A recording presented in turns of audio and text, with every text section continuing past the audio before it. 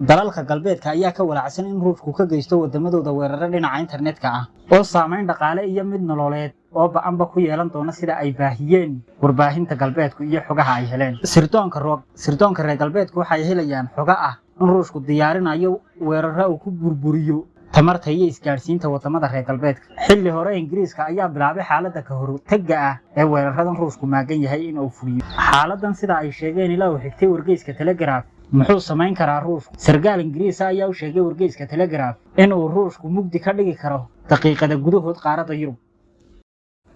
Inuu Ruushku awoodo inuu mugdi geliyo Yurub isaga oo beegsanaya xarkaha korontada, isgaarsiinta, cisbitaalada iyo xarumaha ganacsiga. Cutubka gaarka ah ee 9,150 ayaa loo badinayaa in ay fulin doonaan weeraradan, sida uu soo bandhigay wasiir sare oo ka tirsan xukuumadda Ingiriiska, Biden, oo shirka NATO ku soo bandhigi doona xogta iyo howlgalka Ruushku maagan yahay. Sirdoonka galbeedka ayaa filanaya in Ruushku sugayo waqtiga qaboobaha ah, isla waqtigaa taasoo la arki karo duulaan weyn oo Ruushka uu ku qaado gudaha Ukraine iyo deegaanada ay ciidanka Ukraine ku sugan yihiin. Deegaanada ay ku sugan yihiin ciidanka Ukraine ee gobolka Kursk ee dhulka.